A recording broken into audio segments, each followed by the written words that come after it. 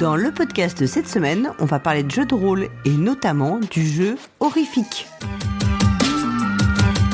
The beat of the drums echoes in the pulse beat of the young braves. Salut les joueuses, salut les joueurs, je suis Paul Gara. On se retrouve pour une nouvelle émission de jeux de rôle en compagnie de l'exceptionnel, l'extraordinaire, l'excellent Dédé Schutz. Salut Dédé.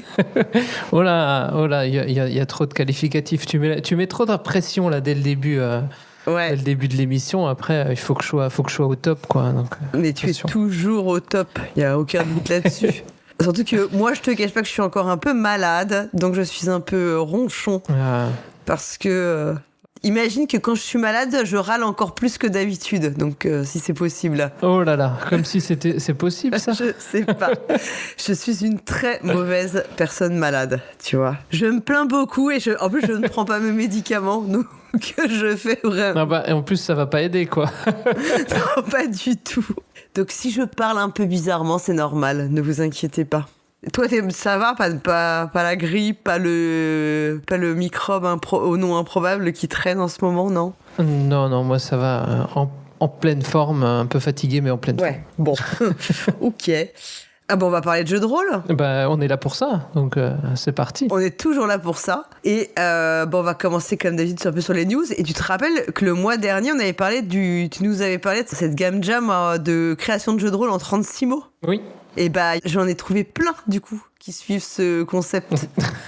Et en plus d'auteurs ou d'autrices qu'on aime bien. Donc je me suis dit mais il faut absolument en parler. Ah bah oui. Et notamment, le premier que j'ai vu, c'est un qui a été proposé par Com Martin. Cet homme ne s'arrête jamais, je pense. Qui s'appelle Lapin et lièvre vont se promener. Donc un jeu de rôle en 36 mots pour incarner des personnages, probablement des lapins et des lièvres, dans un univers qui rappellera l'univers de Pierre Lapin de Béatrix Potter. Voilà, le temps d'une petite balade plus ou moins mouvementée. Alors, je sais pas si tu connais un peu les bouquins de Béatrix Potter, ou si t'as pas encore... Ouais, je connais un peu les bouquins de Pierre Lapin. Nous, on adore. Hein. On a des aventures en DVD, et je sais pas, comme souvent quand on a des enfants qui regardent des DVD, on les a vus un grand nombre de fois à la suite. Donc... Moi, j'ai beaucoup donné et j'ai vachement envie de jouer dans l'univers de... Je me souviens qu'il y avait des persos, il y avait Madame Hérisson, enfin, il y avait plein de persos trop mignons, donc...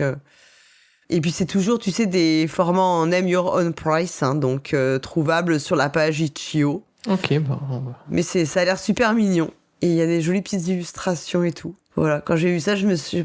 Ok, on va aller voir ça. Mais oui, ça a l'air trop bien. Mais en fait, je me dis que ça vaudrait vraiment le coup de se faire, tu sais, à un moment, une session où on essaye un peu tous ces jeux de rôle un peu minimalistes. Ouais, ça pourrait nous faire même un thème pour une prochaine émission. Je pense qu'il faudrait qu'on fasse ça. On fasse une sorte de, tu sais, les 24 heures des jeux de rôle en 36 mots.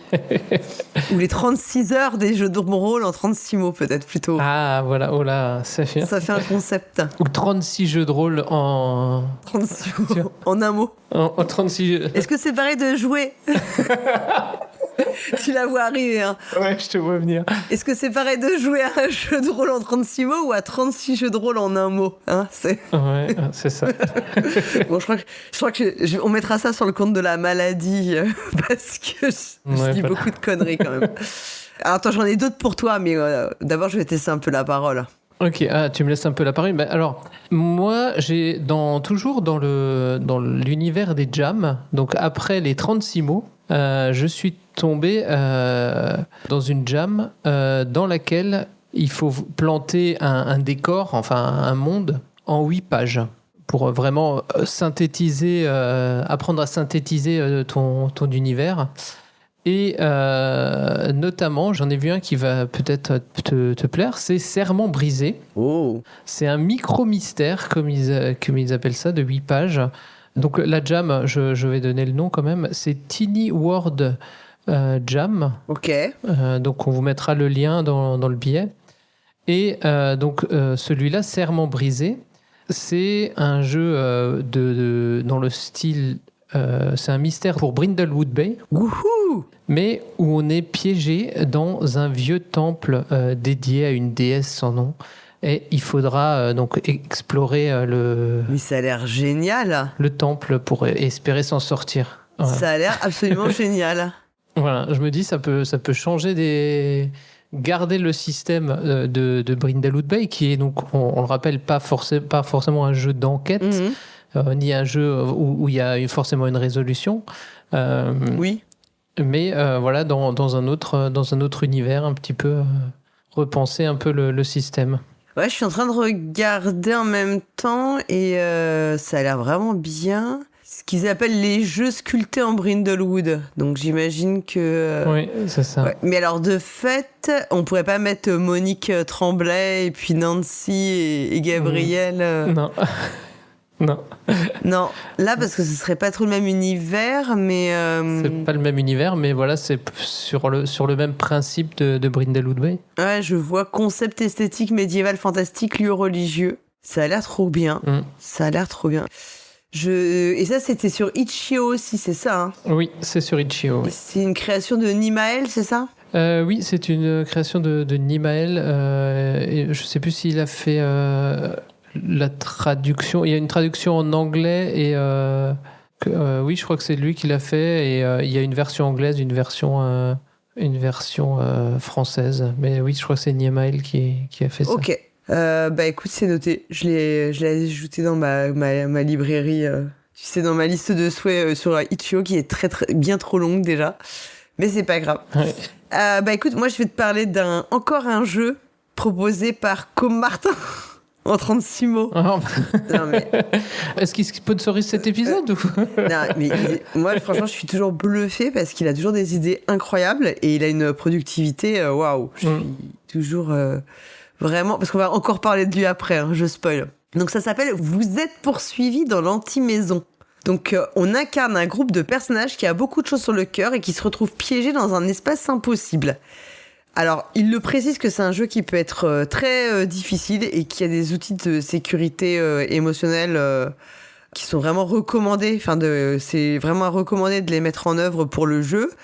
Et ça se joue sans dés et je comprends que c'est une ambiance un peu creepy. J'ai pas téléchargé le jeu, mais je pense le faire. Mais je trouve le titre une fois de plus absolument incroyable. Tu vois, l'anti-maison. Oui. Tout de suite, en fait, rien qu'avec ces titres de jeu, je sais pas comment il fait, mais t'as déjà 50 000 évocations qui te viennent.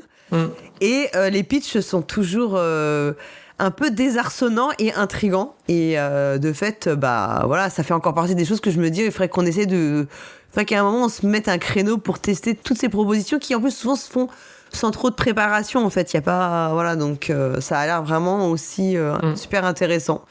Pas la même ambiance que Pierre Lapin, hein, là, clairement. Mais voilà, trop bien. Et puis, toujours pour les 36 mots.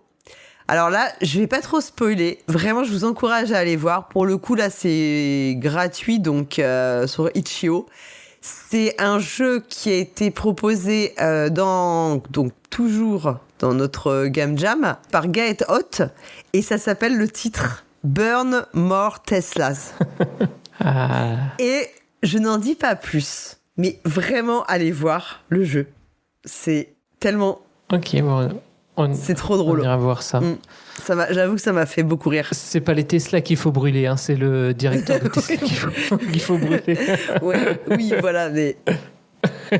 Mais dans l'idée, tu vois l'idée, c'est plus le symbole, quoi. Oui. Mais je n'en dis pas plus parce que si je vous en dis plus, je vais tout vous spoiler, ce serait vraiment dommage.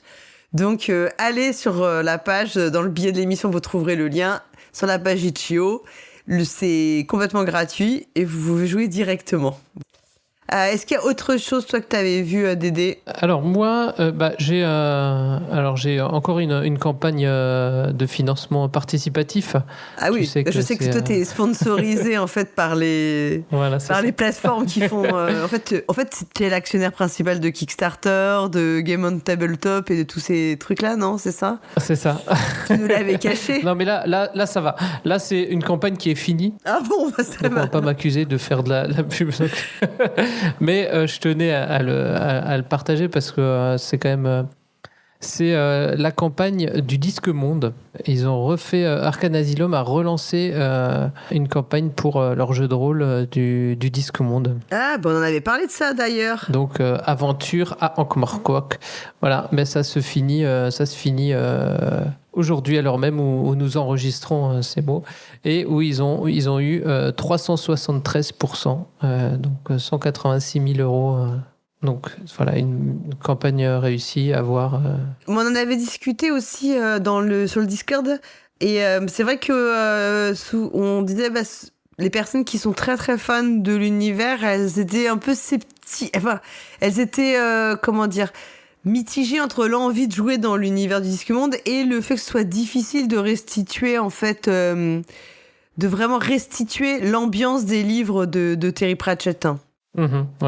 Ouais, je comprends le. Toujours est-il que ça fait un livre de plus à lire dans l'univers du Disque Monde. Ouais. Alors moi j'avais repéré aussi dans les news sur la page Itch.io de Thomas Munier une sorte de murder party. Alors je sais pas si on peut vraiment dire que c'est une murder party. Plutôt ce qu'il appelle une soirée enquête qui se déroule dans l'univers en fait de Milvaux, qui est son univers de prédilection, où on va avoir une sorte de... Il y a deux communautés qui vivent en paix, les nomades et les sédentaires, mais qui n'ont pas forcément de lien permanent. Il va y avoir des problèmes avec les Horlas, et quand les nomades vont revenir, en fait, ils vont être soupçonnés qu'il y ait des Horlas infiltrés parmi eux. Et donc, ceux qui jouent les sédentaires vont devoir les interroger pour tirer cela au clair, et donc en utilisant ce qu'il appelle l'entrevue, c'est-à-dire une sorte de questionnaire qui va permettre de guider l'interrogatoire d'un nomade qui est présumé Horla. Voilà. Et à la fin, bien sûr, à la fin de l'entretien, la personne qui a posé les questions va devoir statuer si la personne qui a été interrogée est bien une personne humaine ou bien un Horla.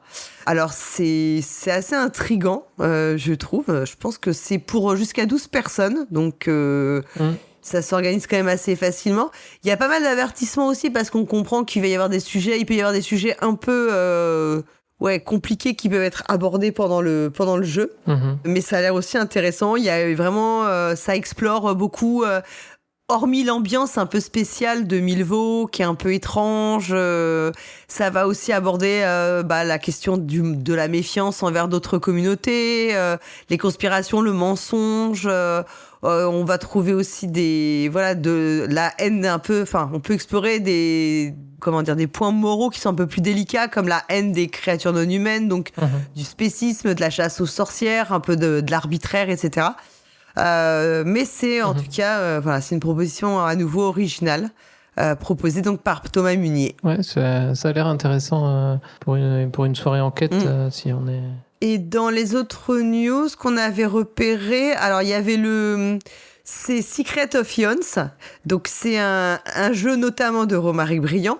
On mettra le lien vers l'épisode de la cellule, donc le podcast où il en parle en fait. Où il parle du jeu. Donc Secret of Ions, en fait, c'est un jeu dans lequel les joueuses vont incarner des enfants. Et en fait, ces enfants, ils vont être, un petit peu pris en étau, ce qu'il explique entre les divers désirs des peuples anciens. Ils doivent sauver le monde, d'un monde qui est complètement en ruine. Donc il y a des parallèles qui sont faits en fait avec le monde dans lequel nous on vit, notre monde, la pollution, les hydrocarbures, etc. Et il y a aussi beaucoup de parallèles qui seront faits avec les populations déplacées, les immigrés.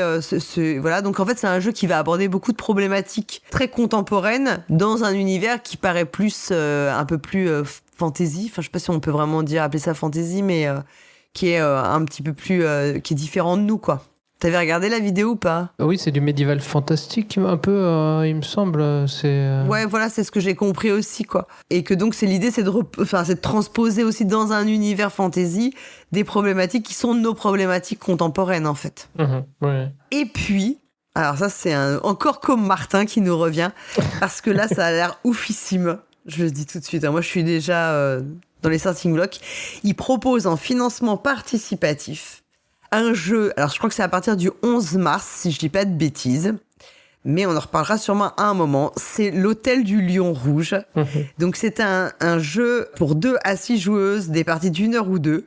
En fait, on imagine, je trouve le concept ouf, l'intérieur d'un hôtel du début du XXe siècle. Et on va tout imaginer, les personnages, les clients, le personnel et tout. Donc c'est un peu Grand Austria Hotel, le jeu de rôle. C'est ça. C'est ça.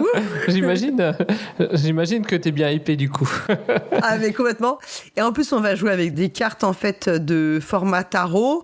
Les cartes vont correspondre au lieu ou au personnage. Ça va en fait permettre de faire démarrer, en fait c'est un jeu ultra narratif.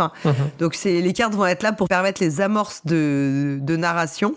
Et donc on va donner vie progressivement à notre hôtel, à l'Hôtel du Lion Rouge quoi. Et ça a l'air oufissime. Mais après, on fait quelque chose, il se passe quelque chose où on joue l'hôtel ou c'est quoi le... Ouais, je pense qu'en fait, on invente tout l'univers de ce qui se passe dans l'hôtel. Et en fait, je pense qu'on peut partir dans toutes les directions. Ça peut être les histoires des clients, les histoires des membres du personnel, les objets qui sont dans les chambres. Ouais, non mais ouais. Les rénovations et tout ça, qui est des salles perdues suite à une rénovation. Des trucs, enfin, tu peux aller du côté peut-être même de Shining, je ne sais pas, comme de... ouais, c'est ça, le labyrinthe. Comme de Grand Hôtel Budapest, tu vois, si t'as vu le film de Wes Anderson. Oui, j'ai vu. Ou... Enfin, je sais pas, je trouve que ça laisse... c'est un truc... Enfin, ça laisse énormément de place et je trouve l'idée géniale. Et ça... Pas que pour Grand Austria Hotel, hein. Et je pense pas dire de bêtises, mais à la base, il y a 1 an... comme Martin, il avait proposé via Discord, en fait, de créer un hôtel via Discord. Et chaque chan, c'était, tu sais, tu pouvais créer, par les catégories, c'était les étages, et chaque chan du Discord, enfin, salon du Discord, devenait une chambre, par exemple. Et je pense que l'idée vient de là, enfin, j'aimerais bien qu'on en parle avec lui. Et là, je trouve ça juste incroyable. Et l'idée de l'hôtel, moi, ça fait longtemps que je me dis, j'aimerais trop jouer dans un hôtel et tout. Je sais pas pourquoi, j'ai très envie de gérer un hôtel dans la vie, je pense. Même si ça doit être épuisant. Je pense que tu passes ta vie à gérer des problèmes, mais bon... Mais oui, l'hôtel, c'est un point de rencontre. Donc, c'est pas étonnant que ce soit un lieu comme ça qui appelle à beaucoup d'imaginaire. C'est un point de rencontre entre des gens d'univers différents qui se rencontrent là pour une nuit ou plus. Et donc, voilà, ça permet des mélanges un peu originaux. Et il se passe toujours plein de choses dans les hôtels. Enfin, on imagine qu'il se passe plein de choses dans les hôtels. Le plus souvent, les gens dorment. Hein. Avec ou sans oreiller supplémentaire. C'est ça. Mais non, dorme. Dis donc, tu t'avances beaucoup, monsieur. Vous avancez beaucoup, monsieur Schutz. Ah bah moi c'est surtout pour dormir que je vais dans un hôtel. Non mais attends, dans un hôtel, t'as les chambres, mais t'as, je sais pas, tu peux avoir la salle de bal, la salle de restaurant, les cuisines, la réception, le lobby, la bagagerie, le bar. N'oublie pas le bar de l'hôtel, s'il te plaît. Le bar. Très important. La salle de sport. Je vais pas dans des hôtels assez chics pour qu'il y ait un bar. Tout de suite. Mais voilà, donc en fait, non, je pense que tu peux inventer. Et en plus, imagine, après ton hôtel, un hall d'hôtel, il y a tout le temps du monde. Il est vide. Ça te fait un super espace liminal. Ah bah oui. Ah bah, bonne... On reboucle avec notre marotte. Donc moi, ça, autant vous dire que ça, ce sera... Je ferai le financement, c'est obligé. Tellement, je trouve le concept génial, quoi. Et côté achat maintenant, alors tu sais, là, le mois dernier, on avait parlé de Flaggerbastide, oui. Le fameux jeu dans lequel on joue, tu sais, dans les années 20. Et je l'ai acheté. J'ai craqué. J'ai craqué, voilà. Non, en fait, j'ai vu que c'est Rémi qui m'a dit « Ah, mais t'en as parlé, mais je l'ai en fait à la boutique. » Je lui dis « Mais quelle coïncidence, c'est fou. » Donc voilà, donc je l'ai pas encore lu, mais je suis sûre que ça va être cool. Toi, t'as acheté des choses ou pas ce mois-ci ?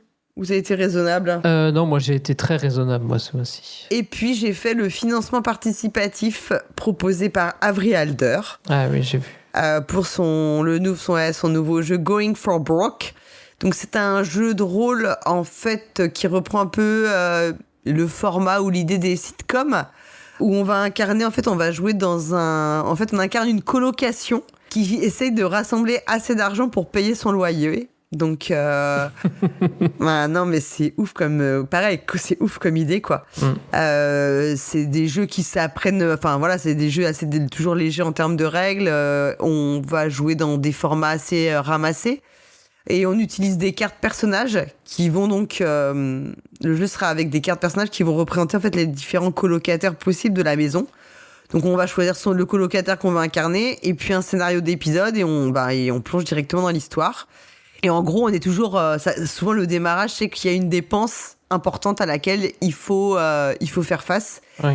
Et il faut qu'on arrive à mettre en place un plan ou une solution pour pouvoir faire face à la dépense. Donc là, j'ai vu qu'elle avait j'ai reçu un mail disant que maintenant les règles étaient disponibles gratuitement pour qu'on puisse se faire une idée du jeu. Donc moi, j'ai fait le financement direct du jeu. Ouais, cash quoi. Ah bah voilà, c'est Avery Alder donc. Ouais, bah, ça a l'air pas mal. Ouais, dans l'univers un peu des sitcoms, ça peut être. Ouais. On a plein d'idées, de colocataires fun à incarner. Ouais, exactement. Tout ça c'était pour les achats, mais sinon c'est quand même assez raisonnable, je trouve. Hein. Oui, ça va. Et au niveau jeu. Oui. Est-ce que tu as joué à des choses en particulier ? Bah oui, mais on en parlera tout à l'heure. Voilà. Alors moi, j'ai une partie en préparation. Alors, je prépare une partie d'Alice is Missing avec des collègues. Et attention, pour une fois, on va la faire en présentiel. Wow. Ça me changera. Je me suis dit, tiens, je vais tenter, voir ce que ça change par rapport à chacun chez soi. Je ferai un retour là-dessus, voir si c'est quelle expérience j'ai le plus appréciée. Quoi. Bah, je suis assez curieuse parce que moi je n'ai joué qu'à distance, donc je suis vraiment curieuse d'avoir ton retour sur le comparatif des deux expériences. Et tu vas jouer avec les jeux de base ou tu vas intégrer l'extension ? Non, on va faire avec le jeu de base. Après, je pense que j'en referai parce que j'ai mis un message sur la messagerie du bureau. Il y a pas mal de gens qui avaient été intéressés déjà. Donc, voilà. Et d'autres qui seraient même intéressés pour faire un peu de jeu de rôle. Donc, voilà. Je vais peut-être... Le travail va avoir une utilité finalement. Voilà, c'est ça. Bon. Recrutement de joueuses. Tu sais, ça commence comme ça et tu vas finir Happiness Manager. Hein. C'est ça. Donc si tu les fais tous pleurer en jouant à Alice is Missing, je sais pas trop si ça va être... Oui, c'est ça. Non, mais anecdote, finalement, j'ai une collègue qui s'appelle Alice et qui a dit « Ah ouais, moi je suis bien motivée pour jouer ». Et puis finalement elle dit ah mince mais la date j'ai pas pensé on a calé une date. Elle dit ah mais ce jour-là c'est pas possible parce que j'ai un autre truc encore que j'avais oublié de noter. Alors j'ai dit bon bah c'est pas grave tu feras la prochaine session et on prend quelqu'un d'autre quoi. Et il y en a un qui a dit bah déjà Alice is déjà missing quoi. Ah bah oui ça c'est obligé. Mais ouais je suis vraiment curieuse de voir ce que ça donne. Et vous allez le faire au bureau? Sur le temps pas le temps de travail, mais comment vous allez... Bah, après, en mode after work, tu vois, on reste un petit peu après, quand tout le monde est parti. Hop, bien joué. On squatte les bureaux. Et du coup, là, tu feras un personnage ou tu vas faire juste modérateur? Je vais faire Charlie, je vais quand même jouer Charlie. Je me dis que je profite un petit peu quand même. De la partie. Bon, bah écoute, parfait. Non, bah sinon, à part ça, moi, je n'ai pas vraiment joué. Hormis le jeu dont on va parler après, qui va être un peu le thème de l'émission. Donc j'ai pas plus, on aura peut-être plus de choses à dire le mois prochain sur les parties. Je n'ai toujours pas fait Chronique d'un vampire millénaire. Voilà. Bah écoute, on peut pas tout faire dans la vie. Hein. Voilà, c'est comme ça. On va pas dire non plus que j'ai pas commencé mon Twitch sur Colosse. Là. Ah mais oui, c'est vrai, dis donc. On passera ça sous silence aussi. Bah bravo, c'est bien réussi en tout cas, là, on a bien joué. Ouais, non, en revanche, ce qu'on peut dire, c'est que nous avons joué ensemble avec, bien sûr... Elodie et Mad, j'ai envie de dire c'est vraiment c'est le Scooby Gang un peu. C'est ça. Exactement. Et on a joué à Horrifique. Alors Horrifique, c'est un jeu qui a été créé par Frédéric Gesquière. Et on a eu la chance, c'est qu'on a joué avec comme MJ, mais alors on dit pas MJ dans le jeu, on dit l'obscurité. Et c'est lui qui nous a fait jouer, donc c'était ultra cool d'avoir l'auteur du jeu, bien sûr, qui nous fait découvrir sa création.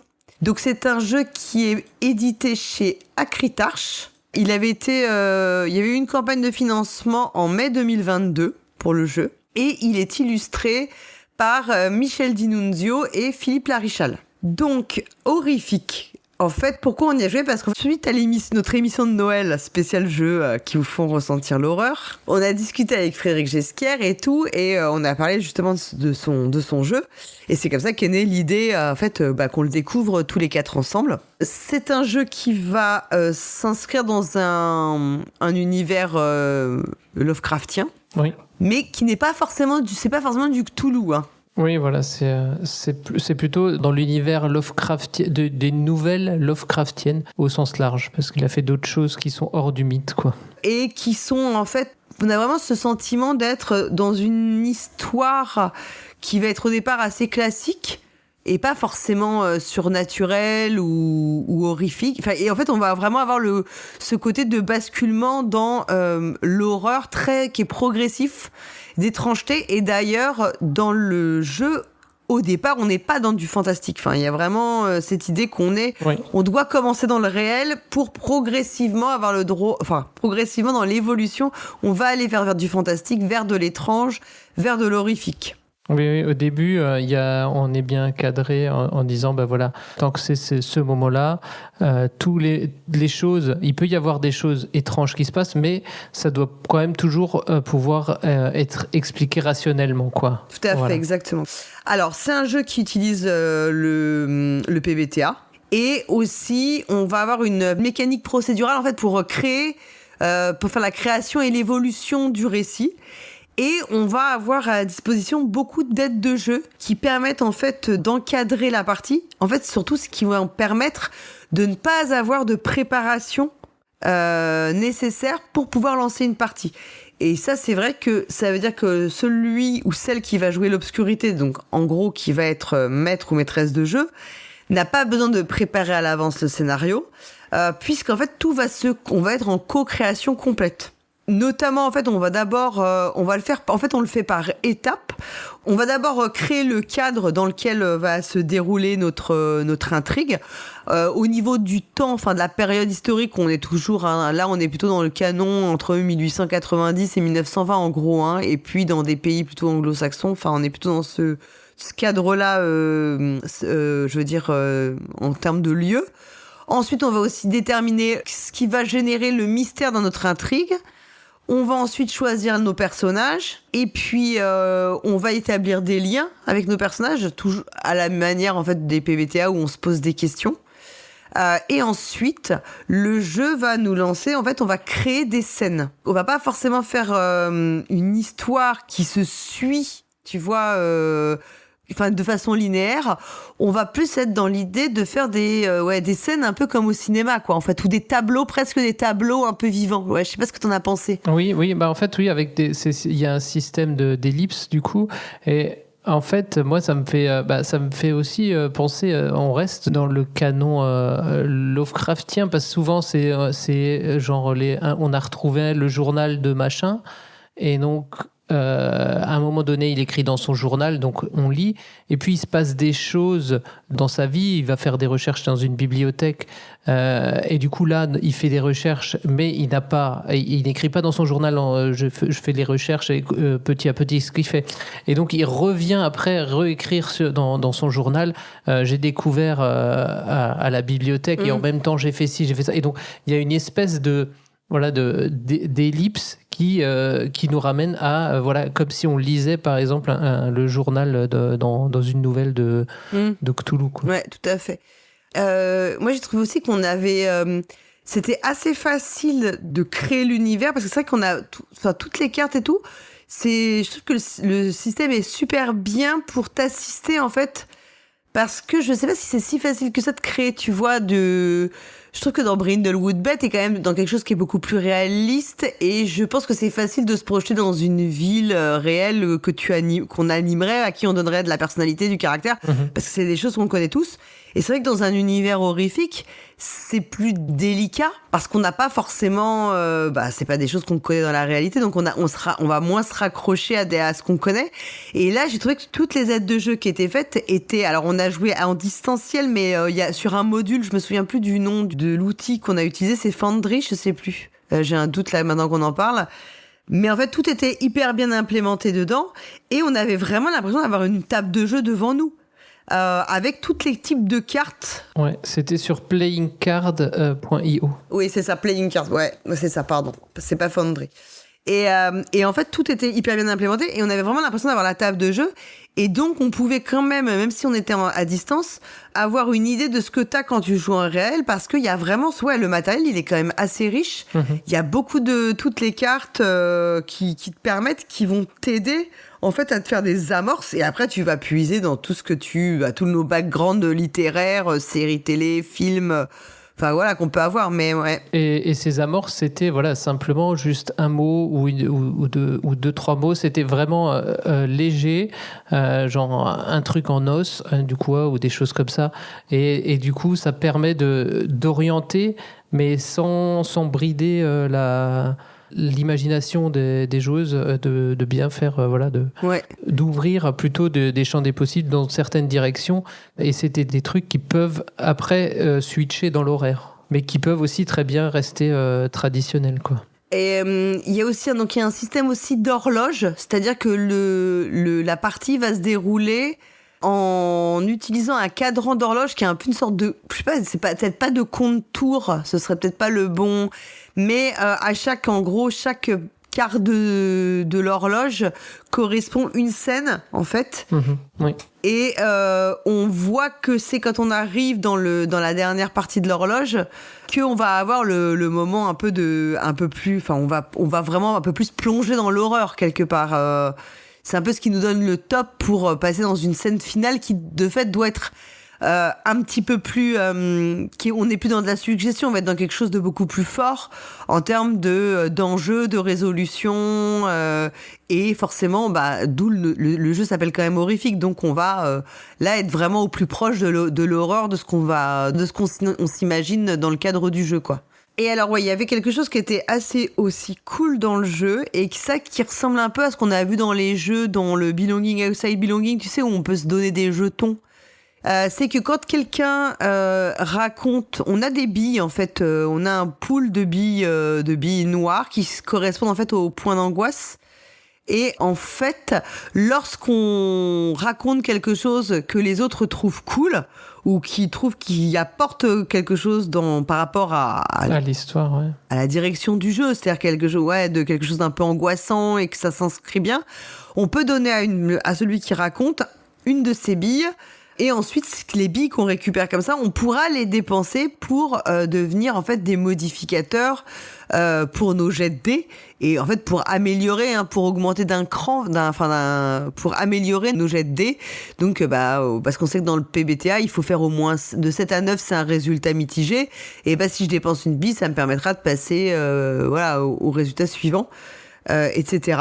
Donc, ça, c'est un système qui est aussi emprunté à un autre jeu qui s'appelle Libreté, qui est aussi un jeu en PBTA.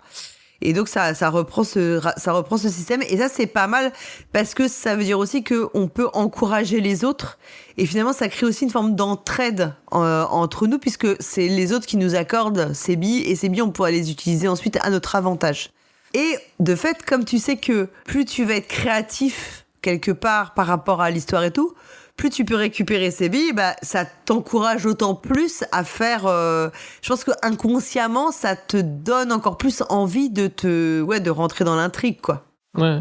Et donc les scènes sont quand même sont souvent assez intenses. Et le fait que à un moment donné, on peut faire une ellipse, ça permet aussi de faire retomber un petit peu la tension et les choses comme ça. Où souvent, on a une scène qui monte en climax et au lieu que ça termine pas forcément bien ou pas bien, ou qu'on sache pas aussi comment terminer une scène, on peut, les joueuses ou le MJ peut dire paf, maintenant ellipse. Et on va donc chaque fois, dans le système d'ellipse, on va à chaque fois dire... Qu'est-ce qui s'est passé 1 heure après, un jour après, ou même plusieurs années, je crois. Ouais, ou 3 semaines ou plusieurs années après. Et donc, on va pouvoir se placer comme ça sur une date d'ellipse. Et donc, chacun pourra raconter un petit peu ce qu'il a fait pendant cette ellipse. et on reprendra. Et le système, c'est qu'on reprend au moment où le plus tard. Donc si le dernier a dit ça se passe 2 ans après, on reprend l'histoire 2 ans plus tard, quoi. Mais c'est vrai ce que tu dis, parce que ce qui est super intéressant, c'est que on a tous connu ça, des scénarios plus linéaires ou plus classiques où finalement on enchaîne les actions, mais il n'y a pas de moment, on va passer d'un lieu ou d'une scène un peu particulière, mais tout a l'air de s'enchaîner de façon linéaire, sans forcément que ce soit d'ailleurs très cohérent narrativement, où on a des moments même où on patine un peu, tu vois, et on sait plus trop ce qu'il faut qu'on fasse, pas faire, voilà. Là, j'ai trouvé que on va alterner des scènes qui peuvent être un peu longues avec des scènes qui peuvent être aussi très très courtes. Et c'est vraiment aussi... Bon, là, là, on était avec Frédéric, et donc peut-être que ça jouait aussi, mais il voyait bien qu'il y avait des moments où c'était pas la peine d'en faire plus pour cette scène-là. Oui. La scène, elle se suffisait, même si elle pouvait ne pas avoir duré très longtemps. C'est pas l'objectif, c'est pas de faire de la quantité ou du remplissage. C'est plutôt, comme tu le disais, l'intensité. Et c'est ça que j'ai trouvé chouette, parce que nous, on a fait une première scène qui était la scène introductive, qui était forcément un petit peu longue. Plus longue parce que, on se met aussi tous... On prend un peu nos marques, on se met en train. Et je me souviens que la deuxième scène qu'on a faite était assez courte, en comparaison. Ouais. Et qu'il a fait le choix à un moment de l'arrêter sur un moment de forte tension. Alors que tu vois, dans un autre jeu, on aurait continué, on aurait eu un peu tendance à continuer. Oui, on serait monté et il y aurait eu une redescente dans la narration que là, on n'a pas eu. Il y a eu comme un climax. Exactement, comme un cliffhanger, le truc s'est arrêté, et là on a fait cette phase d'ellipse, et comme tu le dis, ça permet de prendre un peu de recul sur ce qui vient de se passer, de souffler aussi, et en fait, l'histoire du temps qui passe, comme tu le dis, d'aller jusqu'à 2 ans, ça te laisse vachement de souplesse narrative, parce qu'il n'y a pas, finalement, ton histoire, elle est beaucoup plus modulable, et c'est parce qu'aussi c'est une histoire qui est pas écrite à l'avance. Mais tout est vachement plus modulable parce que c'est toi qui choisis à quel moment t'as envie de recommencer, quoi. Oui, c'est ça. Et forcément, si c'est passé 2 ans, narrativement, tu vas pas l'utiliser de la même manière que si c'est passé 2 jours. C'est forcé, quoi. Enfin, ça te permet aussi peut-être plus de créativité et d'aller dans des directions dans lesquelles on va pas habituellement, parce qu'on a tendance à se dire que tout s'enchaîne un peu logiquement dans nos événements, quoi. Ouais. Et du coup, on reste. C'est encore un point qui me fait dire qu'on est dans le canon esthétique Lovecraftien. C'est que voilà, comme c'est pas un truc qui surgit d'un coup, c'est un truc au long cours. Et oui, et voilà, il peut y avoir une ellipse de 2 ans où il ne se passe rien, où on est un petit peu dans le flou, on ne sait pas si c'est vrai ou pas vrai ce qui s'est passé. Pendant 2 ans, on va se poser des questions, et d'un coup, paf, ça remonte. Il y a une résurgence de l'histoire qu'on a commencé à raconter. Et ça revient comme ça par moment, des petits à-coups jusqu'à finir en apothéose. Et puis, alors c'est vrai qu'on en a discuté après avec lui, mais ce qu'il nous expliquait, c'est que par rapport à ce qu'on dit, il va noter vraiment des mots-clés sur ce qui va être dit pour ensuite que tout se raccorde, en fait. Et c'est vrai que là encore, on a cette espèce de magie qu'on a toujours vu, c'est que dans du PBTA, où on arrive, alors que rien n'est prévu à l'avance, à raccorder les choses et à faire des choses cohérentes. Alors on sait aussi que on trouve de la cohérence parfois là où il y en a pas, parce que notre cerveau fait du tri et fait en sorte que les choses nous paraissent logiques. Ça, on sait que c'est un ressort aussi sur lequel ça qui aide à ce que ça marche. Et effectivement, la dernière scène était quand même très très puissante en termes d'évocation, de tension.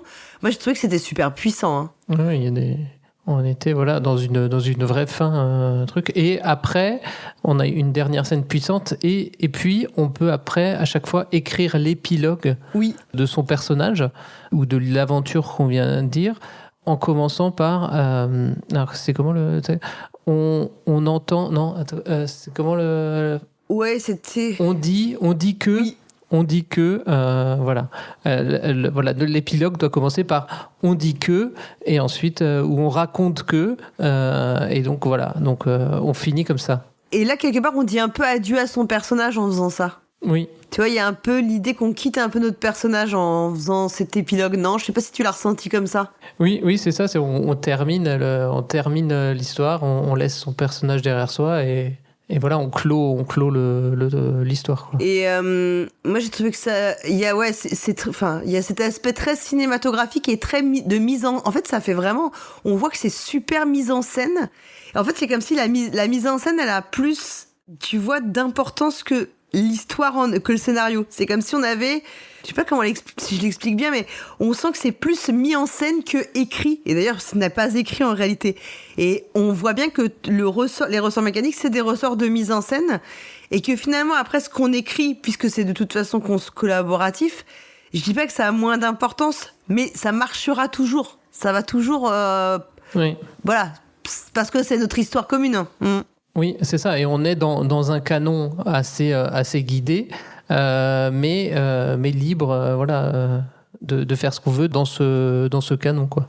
Ouais, en fait, moi, ça m'a rappelé un peu certaines pièces de théâtre qui se faisaient comme ça avec des tableaux, tu vois, où c'est pas juste dans le théâtre classique où t'as acte 1, scène 1, scène 2, tu sais, ça s'enchaîne, où c'était plus des tableaux qui étaient des mini-scènes, et après on passait à un autre tableau, et effectivement tu peux avoir cette idée qu'il y avait eu du temps qui s'était écoulé entre deux, où c'était pas forcément, ça ne se suivait pas comme dans du théâtre plus classique, quoi.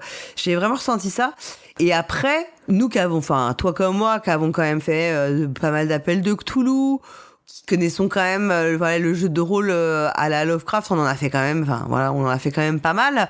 Ça n'a rien à voir, pourtant c'est le même univers, ça reste quand même le même univers, et pourtant ça n'a rien à voir en termes d'expérience, quoi, une fois de plus. Ouais, c'est assez original, quoi. Ouais, très original, et ça permet aussi à tout le monde de projeter son propre imaginaire horrifique. Parce que on peut mettre on peut malgré tout mettre beaucoup de choses personnelles. En fait, on est guidé par le cadre, et comme tu le dis, par le canon Lovecraftien en général, mais à l'intérieur, on peut mettre beaucoup de choses personnelles qu'on a moins de l'occasion de le faire dans l'appel de Cthulhu, puisque c'est globalement très écrit, ce qui était proposé, quoi. Maintenant, je sais pas, moi, j'aimerais bien y jouer en vrai, parce que j'aimerais bien voir avoir la présence du matériel sur table, en fait, voir ce que ça donne aussi, avec les cartes et tout. Ça peut être sympa aussi en expérience, en vrai aussi, pour justement, ouais, toucher les cartes, prendre les billes, avoir une petite, voilà. Je trouve que la composante matérielle doit être aussi très chouette, quoi. On essaiera on mettra des photos pour bien montrer, en fait, tout ce qui est proposé comme matériel dans la boîte. Mais ça nous a beaucoup plu. Alors je sais, on n'a pas demandé à Mad et Elodie de nous faire une petite pastille sur leur expérience, mais pour en avoir discuté avec Mad, elle aussi, elle a vraiment énormément apprécié, et encore une fois, ce qu'on se disait, c'est que clairement le côté, la liberté que t'offre le PBTA, elle est quand même, c'est difficile quand t'as goûté à ça, je trouve, quand même, de revenir en arrière. Je sais pas ce que t'en penses, mais c'est vrai que je trouve que c'est de plus en plus difficile de rentrer dans des choses très écrites, très guidées, très scriptées, quoi. Oui, c'est ça. Faut vraiment que ce soit un truc scripté qui vaille la peine, qui soit bien écrit, qui raconte une histoire, voilà, qui cherche à prouver quelque chose aussi, plutôt que si c'est juste pour raconter une histoire, on peut aussi très bien le faire sans cadre, et ça marche aussi bien. On se rend compte que ça marche aussi tout aussi bien, quoi. Donc voilà, c'était, on le disait, Horrifique, qui est de Frédéric Ghesquière. L'éditeur, on l'avait dit, c'était Acritarch.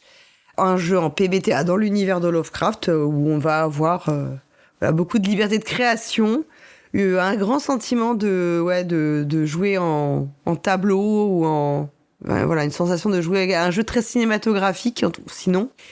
Et puis, vraiment, on vous recommande d'essayer le jeu si vous avez la possibilité, parce que nous, c'est une super bonne expérience qui nous a vraiment changé de l'appel de Cthulhu classique qu'on connaît, quoi. Ouais.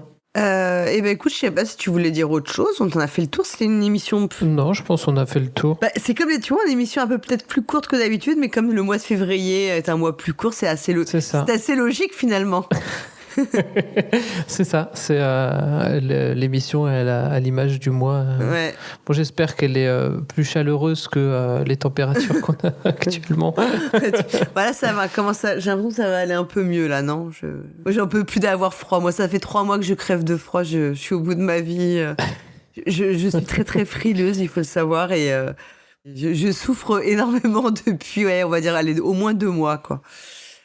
Écoutez, Monsieur Schutz, nous avons fait le tour. On se retrouve le mois prochain, alors. Ouais, le meilleur mois de l'année, le mois de mars, bien sûr. Et puis, on aura... Voilà, je sais qu'on a des parties ensemble de prévues au mois de mars, déjà. Oui, déjà ça c'est fait. Ça c'est fait, exactement. Et voilà, j'aurai le retour sur Alice is Missing en live, voir un peu ce que ça change. Voilà. Ouais, on fera un petit point là-dessus alors. Et puis, à l'occasion, il faudra qu'on essaye aussi l'extension. Oui, c'est vrai. Indispensable. On cherche toujours quelqu'un pour nous faire jouer. C'est après le Chronique d'un vampire millénaire, j'ai perdu mon MJ. J'ai perdu ma modératrice pour Alice is Missing. Et puis je suis sûre qu'on aura plein de sujets. On en remercie tous les auditeurs et auditrices qui écoutent le podcast, bien sûr. Et puis au mois prochain pour parler de jeux de rôle. Salut Dédé. Ciao.